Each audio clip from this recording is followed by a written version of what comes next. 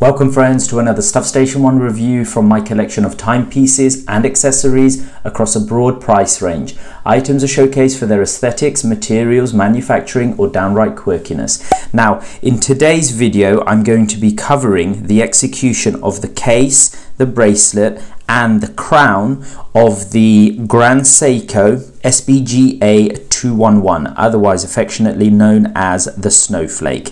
Now the actual case of the Snowflake for a Grand Seiko is actually quite big. Okay, so it's around 41 millimeters. All right, the thickness of it is around 12 and a half millimeters, and it is actually fashioned from high intensity titanium, and that ultimately means that it's very light, it's quite comfortable, and it doesn't react badly to the skin in that titanium is hypoallergenic. So you will maybe you'll know that, you know, for surgery, for bone replacements, hip replacements, in surgery they do actually use titanium for that, purely because of its lightweight nature and the fact that, you know, it doesn't react badly to the skin. So the only issue with the titanium is that it is very prone to scratching, and that's a common complaint from a lot of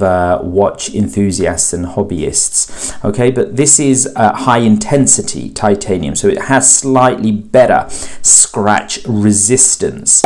Now the choice of titanium for me, it's quite odd. Okay, because aesthetically it is a very dull color, so it contrasts, in my sort of honest opinion, in the wrong way, I feel, to the Snowflake, and you know, to the dial and the famous sort of Zaratsu polishing that the Grand Seiko artisans carry out on Grand Seiko models.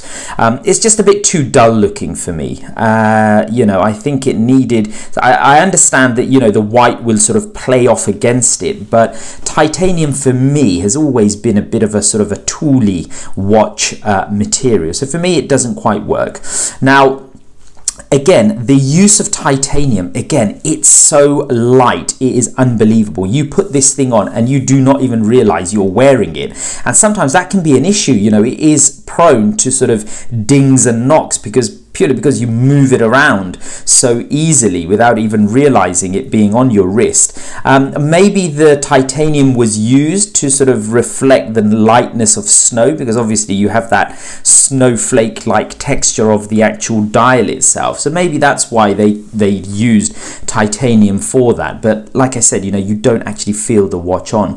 Now the case design is classic Grand Seiko, you know, and it really harks back to the Grand Seiko case aesthetics from the 1960s and 1970s. You have these really sort of quite long and sinuous lugs and case flanks, and you know, you have that slightly sort of angled bezel, the polished bezel that you sort of see there. So for me, the actual case design is an absolute winner. You know, it's really sort of classical sort of Grand Seiko. Now we have Zaratsu polishing, and this Zaratsu polishing is a special type of tin plate polishing that the artisans at the Shinsu watch studio carry out on the actual Snowflake, and it's carried out on many different elements of the actual watch itself. Now a lot has been said about this type of polishing, but if I'm really brutally honest, you know, and I love Seiko, I love Grand Seiko and what it stands for, and the watches that it's produced, and I have a few Seikos in my collection, but I honestly, to be honest with you, I cannot tell the difference, okay, between the polishing on one of these pieces and, for example, on my Rolex Milgauss. Maybe you can, and you know, you can leave a comment about it, but you know, I can't really tell. I can tell on the dial, you know, the dial, it is very apparent and clear that there is a high level of polishing that's been carried out on the dial, but maybe that's just the way that the light plays with the actual dial and the sapphire glass. So I'm not entirely sold on the Zaratsu, on, you know, the case flanks and on the bracelet itself.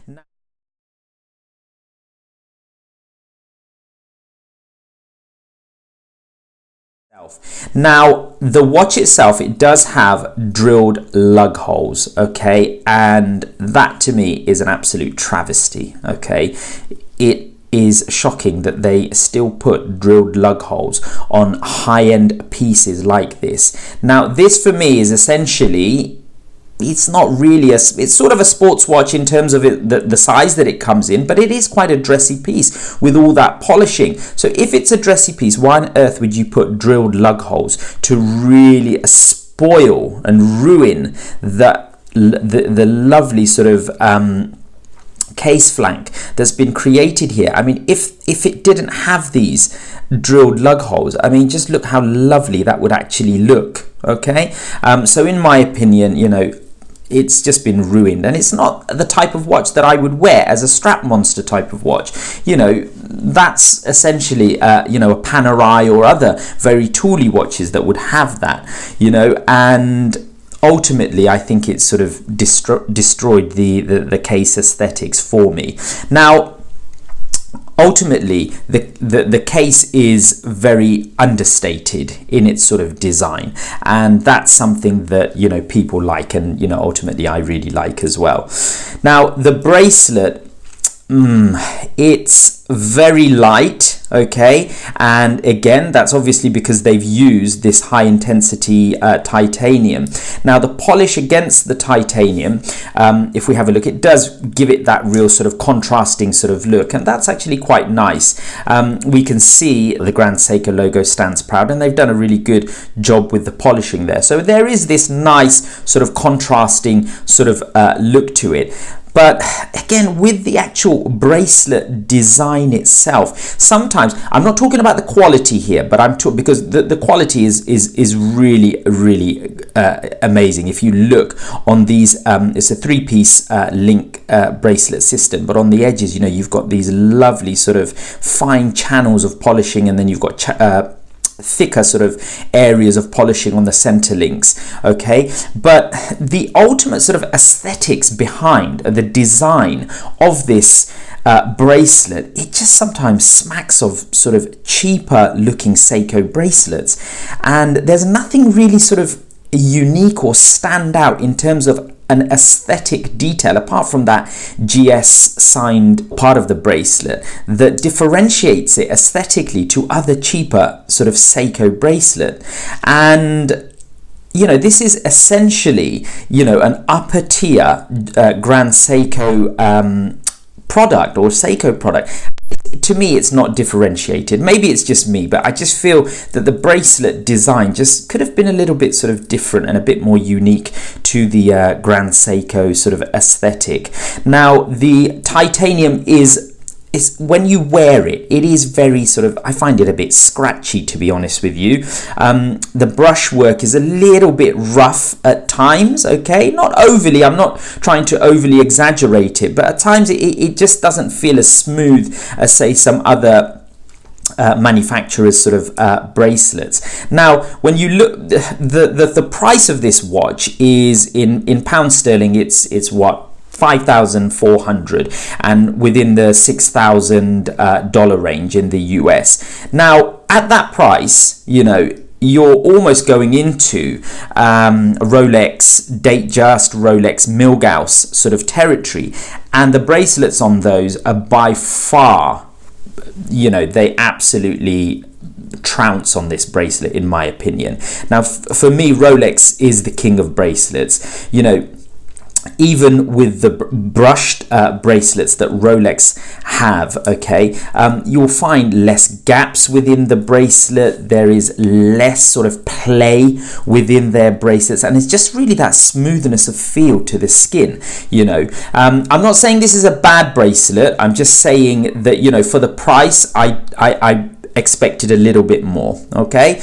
Now, the resizing of the bracelet is really fiddly. I haven't resized this bracelet at all. This is still box fresh, but I have other Seikos, and they utilize, as is the case here, the pin and collar system. Now, a lot of people say that that system is apparently more secure, that, you know, it doesn't, you know, cross thread the threads of bracelets that utilize a pin that has a thread on it that you screw in, essentially. Now, and also other people have said that it's because titanium is much harder to actually sort of, you know, thread holes onto. But I don't really buy that argument, because, you know, for a piece of this price, you know, you'd expect something to be less fiddly. You know, if you are going to change this strap over every now and again, and there are no real sort of micro adjustments on the actual bracelet,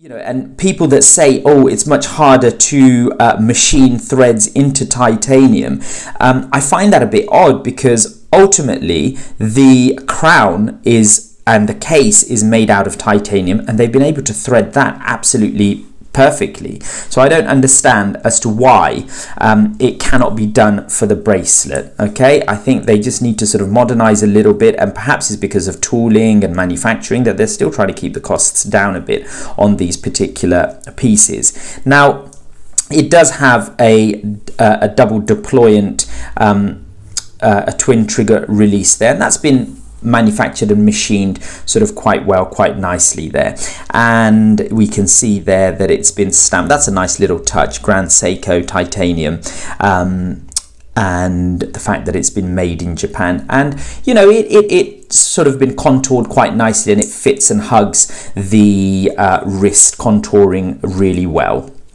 Now, moving on to the actual crown itself, it has this slightly sort of oversized look, and I really like that. You know, I think it sort of plays quite nicely against the actual case aesthetics. The crown itself has been beautifully machined, it really has been, and we can see that that milled Grand Seiko logo has just been done so well there. And one thing that I like is, I don't know whether it's accidental, I think I have seen other GS or Grand Seiko crowns that when you lock them into place, they always fall in that position. Now mine does, and I really like that. It bothers me and it bugs me when, you know, you get like a Rolex crown and it's sort of upside down. So that's a nice little touch, but I don't know as to whether that's a fluke here or not. But that's been done really well. One other thing that I really love about the actual crown itself, and I've never really seen this, is that it has almost like a sheath. So when you unscrew it and then you pull it out, can you see there's like a little tube there, okay, that ultimately protects the actual crown stem. Now, I've never seen that before. Normally you'd see like a partially sort of like exposed crown stem. Maybe it's there for the added protection of the crown. If that's the case, then, you know, I think that is an absolute bonus. Now, the actual winding of the actual crown and the feel of it is so inelegant. It is unbelievable. Okay, I'll try and get the microphone onto it.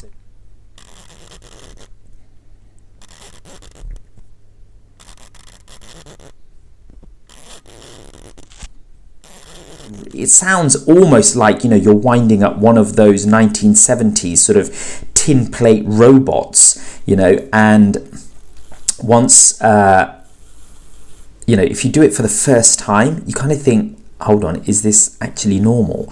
You know, compared to a lot of Swiss timepieces, you know, the feel of them are totally different. The other thing that I've noticed is, since sort of acquiring it, and I haven't really worn it, you know, much, is that I find that sometimes, occasionally, I have problems screwing the crown back on. Maybe it's just me, maybe it's me just getting used to it, but I'm just scared that I'm going to cross thread it. And a couple of times, you know, I've done it and it feels like it's tight and it's threading on, but then ultimately you see like a little bit of a gap there between the edge of the crown and the actual case. So, you know, you really do have to apply a fair degree of pressure before the actual crown goes back in. So that is a bit of a worry. I wonder as to whether, you know, any cross threading is going to take place. If you've experienced any similar problems, then please, you know, I'd like to hear from you in the actual comments section. So that was a breakdown of the case, the bracelet, and the crown construction and manufacturing of the SBGA211, or otherwise known as the Snowflake. So if you've enjoyed this video, then please consider subscribing, liking, or having a dialogue by pressing some of the buttons below. So many thanks and goodbye for now.